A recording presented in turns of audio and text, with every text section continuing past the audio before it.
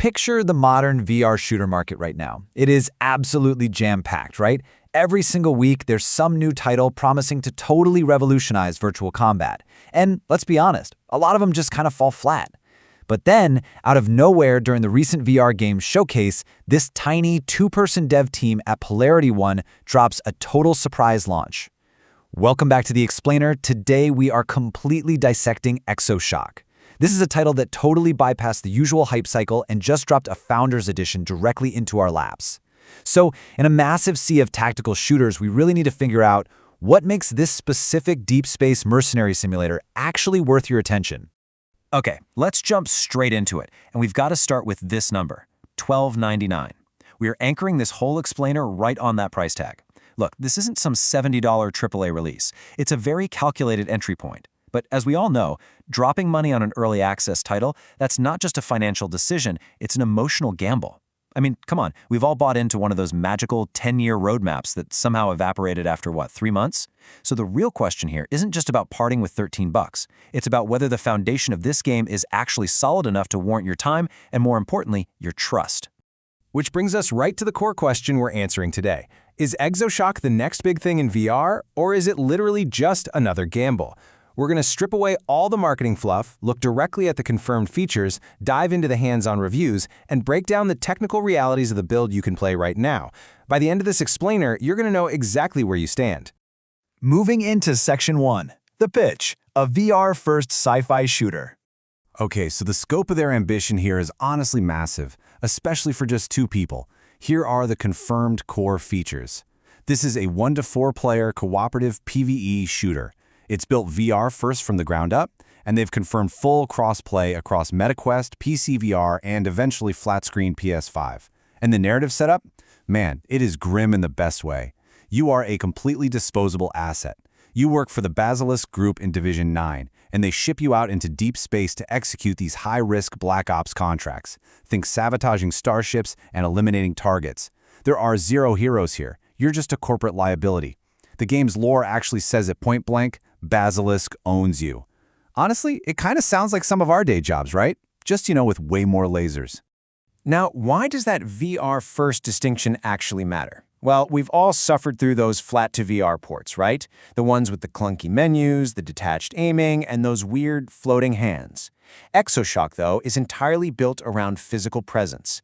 Hands-on reviews have specifically called out the visceral crunch of the weapons. You actually have to manually pump the special weapons, you have to manage physical screen shake, and you're dealing with really intense sensory feedback when firefights kick off. It's literally designed to induce tactical stress. You aren't just clicking a mouse here, you are physically managing your arsenal while under fire.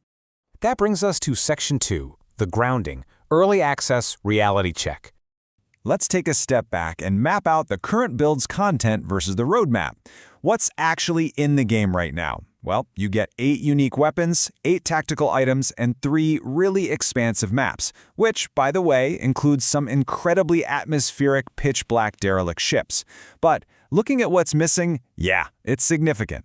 You won't find progression systems, online leaderboards, and most importantly, live co-op multiplayer. So, despite that heavy co-op focus in the pitch we just talked about, the game you are buying today is strictly a solo experience played alongside AI bots. I want to read you this quote directly from a hands-on preview by creator A. Wolf in VR, because it hits the nail on the head. He noted, "In the current state of the game, the multiplayer is not active, so you will be playing with bots or you can play solo all by yourself." Look, we need to be incredibly honest about this limitation to build trust. However, it's also absolutely crucial to mention that reviewers, including the folks over at Upload VR, found these AI squad mates to be surprisingly competent. Like, they actually take sensible positions, they lay down suppressing fire, and they will heal you when you go down. They aren't just useless background noise, they are highly functional teammates. So, keeping that limitation in mind, let's look at the overarching value proposition of the founder perks. Basically, why jump in right now? Well, the devs are being super transparent here. This is the absolute cheapest the game is ever going to be. Buying in today guarantees instant access to the current build, all future updates leading up to launch, and crucially, a digital game key for either Steam or MetaQuest when version 1.0 finally drops.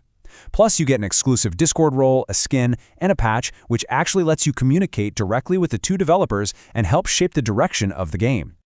Let's look ahead to Section 3, The ceiling, the multiplayer layer. When that live multiplayer layer is finally switched on, the whole game is going to depend heavily on how these specific squad roles manifest physically in VR. Check this out. You've got the flanker, utilizing rapid sidearms and high mobility. You've got the suppressor, managing the heavy physical recoil of big weapons to hold the line. And then you have the technician, who literally reaches out to physically deploy drones and sentries. Success in Exoshock isn't just about twitch reflexes. It requires real, deep spatial awareness and tactical positioning. If you just run in guns blazing without coordinating your physical loadout with your team, you're going to fail the contract, for sure. And the main reason you need that level of coordination all comes down to their adaptive AI. The enemies in this game, ranging from standard security droids all the way up to these terrifying things called Ravagers, they don't just run at you in mindless waves. No, they are programmed to change behavior mid-fight. They utilize cover, they flank your squad, and they dynamically counter your specific tactics. Get this. If the defenders disable the life support systems on the ship in the middle of a mission, the entire environment changes and the AI instantly adapts to start hunting you in the dark. It means no two firefights are ever going to play out exactly the same. Now, the long-term survival strategy for this game is absolutely fascinating. VR multiplayer games live and die by their server populations, right? And frankly, VR-only games often die pretty quickly. Exoshock's secret weapon to fight this is PS5 and PC flat-screen crossplay. By letting VR players team up seamlessly with traditional flat-screen gamers, they are effectively solving that chronic low population issue. You get the incredible immersion of VR totally supported by the massive, built-in player base of traditional console and PC gaming. It's a real game changer. Which brings us to Section 4, the final verdict. So, taking all of this in, here is our completely impartial breakdown of who this game is actually for right now. You should buy the Founders Edition today if you want to lock in the absolute lowest price, if you genuinely enjoy testing core mechanics and giving dev feedback, and if you are perfectly happy running intense firefights alongside capable AI bots. On the flip side, you should absolutely wait for the 1.0 release if you need live co-op with your friends immediately, if you absolutely require full progression systems to stay motivated, or if you just prefer a fully polished, unbroken gameplay loop from day one. And that brings us to our final thought for the day. Would you pay $12.99 for early access to a VR shooter that promises crossplay with PS5? Or is that a gamble you've been burned by way too many times before?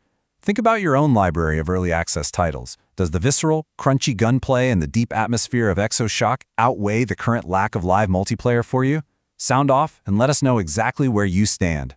Thanks so much for joining me on this explainer, and as always, keep learning.